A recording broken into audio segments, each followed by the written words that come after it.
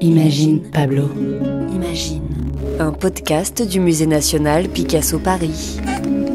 Souvenirs de vacances. Antibes, été 1923. Tout est calme, paisible.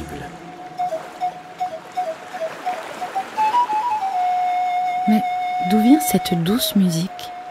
La musique qui sort du tableau de Picasso. Dessus, nous voyons deux personnages. On dirait deux adolescents.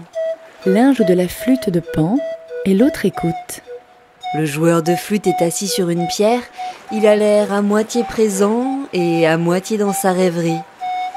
L'autre est debout, le regard dans le vide. Il est plongé dans ses pensées ou dans la musique. Ils ont l'air ailleurs et pourtant leurs corps sont bien là. Athlétique, massif, bien ancré dans le sol. Au premier plan, il y a les humains et le décor, fait de jaune, de rose et de crème. Couleur de sable, couleur de chair. Tous ensemble dessinent une fenêtre sur le bleu de la mer, sur le bleu du ciel et sur l'horizon. Une sensation d'infini. L'atmosphère de ce tableau respire le calme et l'harmonie. La peinture est lisse, les pinceaux glissent, la mer est paisible. On ne saurait dire l'heure qu'il est, à quelle époque nous sommes, si c'est le matin ou bien le soir. Va-t-il pleuvoir ? Aucun orage à l'horizon. Les deux personnages semblent figés dans le temps.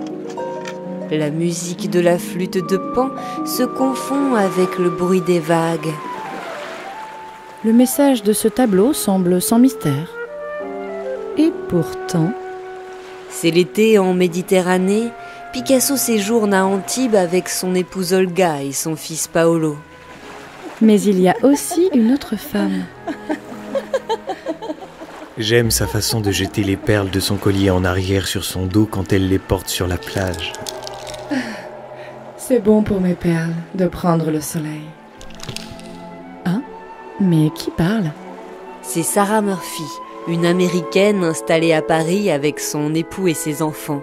C'est elle qui a invité Picasso à passer l'été à Antibes avec sa famille. Elle fascine Picasso.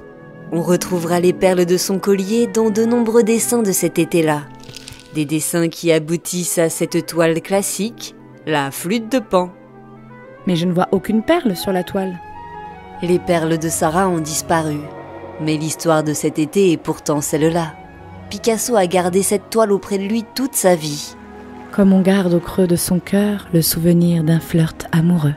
Comme on garde au fond de sa poche un coquillage en forme de sentiment. Et pourtant, plus rien ne semble intime dans cette scène de deux hommes devant la mer d'Antibes. Devant nous, simplement l'air de flûte mêlé à l'air marin, les rayons du soleil et les grains de sable sur la peau. Plus de femmes, plus de perles. Plus de femmes ? T'es sûr ? Approche-toi de la toile. Je suis proche, mais je ne vois toujours rien de plus. Mets des lunettes infrarouges. Ça y est. Waouh ! Je vois qu'il y a une autre personne sur la toile, en plus des deux personnages. La présence d'une femme. Sarah ? C'est bien moi, mais j'ai été effacée. La version initiale était une célébration de Sarah. Une femme nue, femme au collier de perles, assistant au concert de flûte de Pan. Et le tableau a changé. Il a été achevé à Paris, loin des vacances et de la sensualité libre. La flûte de Pan joue maintenant la ballade de la désillusion sentimentale. Un adieu à la rêverie antique et sensuelle, provoquée par Sarah Murphy. Picasso semble rejeter à cette époque la peinture sentimentale. Il traite ce tableau dans une perfection classique à la Raphaël.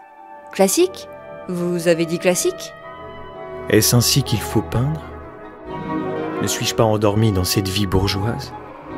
Picasso donnera un coup de barre vers la peinture anticlassique dans quelques semaines. Et il entrera dans sa période surréaliste. Un podcast réalisé et conçu par Pauline Coppen et Elsa Denac. Avec les voix de Grégoire Le Prince Ringuet, Étienne Monet, Elsa Denac et Pauline Coppen. À retrouver sur le site du musée.